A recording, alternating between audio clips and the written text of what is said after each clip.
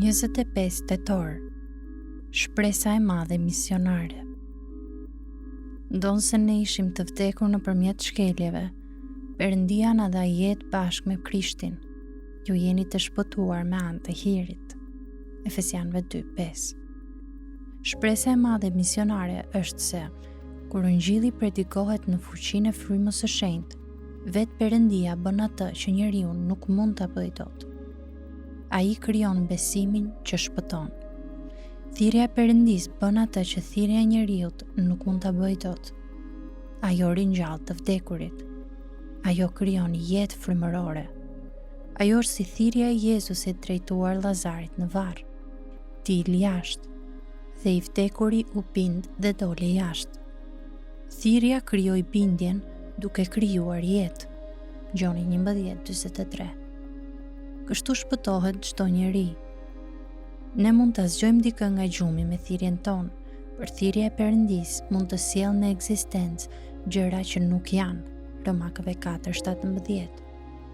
Thirrja e Perëndisë është e parezistueshme në atë kuptim që ajo mund të mposhtë çdo rezistencë. Ajo thirrje është pagabueshmërisht e efektshme sipas qëllimit të Perëndisë. Ai sa pali mund të thotë: ata që ai i thiri, ata edhe i drejtësoi. Romakëve 8:30. Edhe pse ne drejtësohemi vetëm me anë të besimit tonë. Me fjalë të tjera, thirrja e Perëndisë është aq e efektshme saqë në mënyrë të pagabueshme krijon besimin, përmes të cilit personi drejtësohet. Të gjithë të thirrurit janë drejtësuar sipas Romakëve 8:30. Por askush nuk drejtësohet pa besim. Romakëve 5:1. Prandaj, thirrja e Perëndisë nuk mund të dështojë në efektin e saj të synuar. Në mënyrë të parezistueshme, ajo sjell në ekzistencë besimin që drejtëson. Kjo është ajo që njeriu nuk mund ta bëjë dot. Është krejtësisht e pamundur. Vetëm Perëndia mund ta heqë zemrën prej guri.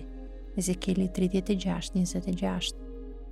Vetëm Perëndia mund t'i tërheqë njerëzit te biri. Gjoni 6:44-65.